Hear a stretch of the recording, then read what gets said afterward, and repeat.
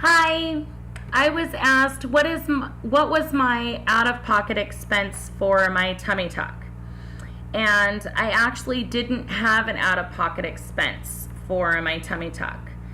I have double insurance through both Social Security Disability, Medicare, and TRICARE through the U.S. Army. I have Medicare because of both my back. I have spinal fusions, stenosis, and sciatica, and I have Asperger's syndrome and bipolar disorder. And then my husband is in the U.S. Army, so I have TRICARE. Between those, I have double insurance, so I didn't have an out-of-pocket expense. I went to my PCM, which is my primary care manager through TRICARE at BJAC, which is Bain Jones Army Community Hospital here at Fort Polk, Louisiana. And I saw him for a rash that I had underneath my excess skin. Now, as I stated in one of my previous videos, I personally didn't care about having a tummy tuck done. I'm 38 years old, and bikini season for me is long past overdue. I had no intentions of having a tummy tuck done. Nothing against people that want to have a tummy tuck done or need to have a tummy tuck done. Me personally, it wasn't in the cards for me. But when I saw my PCM about the rash, he gave me a cream for it, and then he told me that I 100% absolutely needed to have a tummy tuck.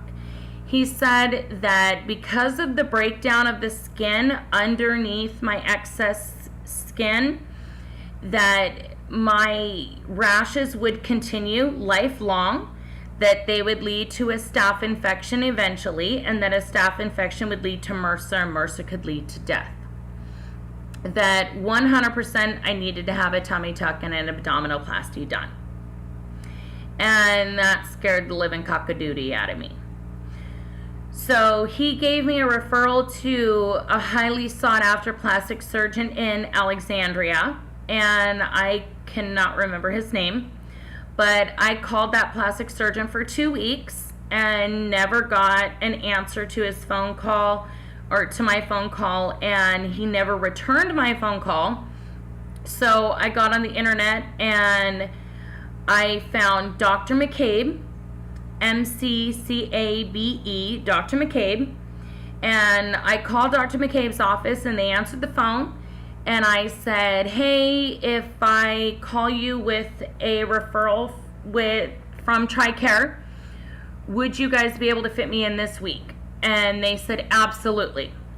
And I said, okay, let me call TRICARE and transfer my referral to you guys.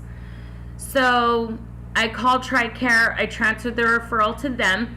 Now, let me state that I don't need a referral through TRICARE at all because Medicare is my primary.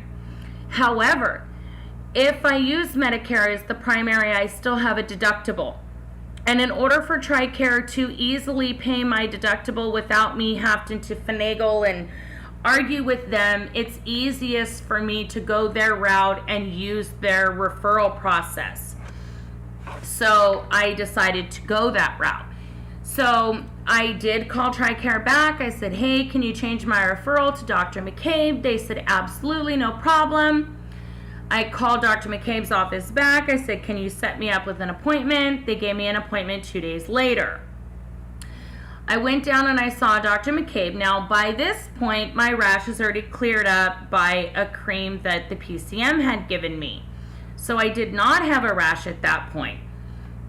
But Dr. McCabe said, yes, you absolutely need to have a tummy tuck done. No problem. I'm going to go ahead and write the request for authorization for TRICARE, and we should have a result back within 3 to 5 days of either a referral or an authorization or a denial. And if it's a denial, then we will appeal it. I said, okay. So 2 business days later, on Monday, I got a call from Dr. McCabe's office telling me that they got an authorization and Dr. McCabe would like to see me in his office. And I said, okay. So I went down and I saw Dr. McCabe, and he said, we did get your authorization in. We'd like to schedule you for surgery. However, you're a smoker. And I said, yeah. And he said, we would like to schedule you 30 days after you quit smoking. So you need to quit smoking. I said, okay. So they scheduled me for surgery like 28 days later. Excuse me. And so I said, okay. And so I went in for surgery. And the surgery cost like $52,000. And then 4 hours after surgery, I had excessive blood loss and was bleeding into my abdomen. Nothing to do with Dr. McCabe. I just happened to lose blood. And many of the tiny blood vessels that he had tied off and cauterized happened to bleed again.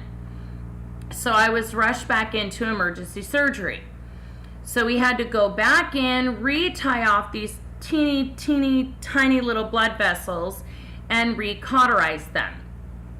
Now, when I got the paperwork from TRICARE 3 or 4 months later, come to find out, because of that emergency surgery, TRICARE became my primary during this hospital stay and actually paid for the entire surgery for both of them.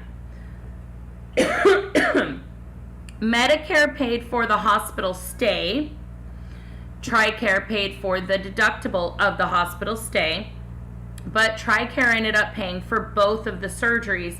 Even though Medicare should have paid for both of the surgeries, TRICARE paid for them because of that emergent surgery. TRICARE becomes my primary in the event of an emergency. And then Medicare is my primary for preventative surgery.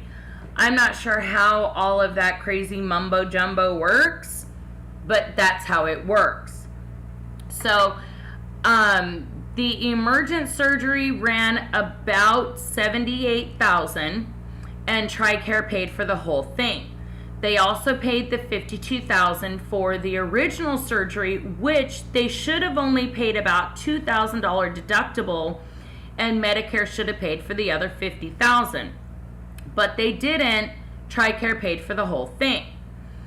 So, I don't know why, but they did. But that's the way that it should have worked. That's the way that it did work. There were also 2 revision surgeries after that surgery, and if you'd like to know about that, leave me a message below and I'd be happy to respond. I may be looking at having another revision surgery after this because of the situation that I'm having right now. I'll find out when I go in to see Dr. McCabe on Monday.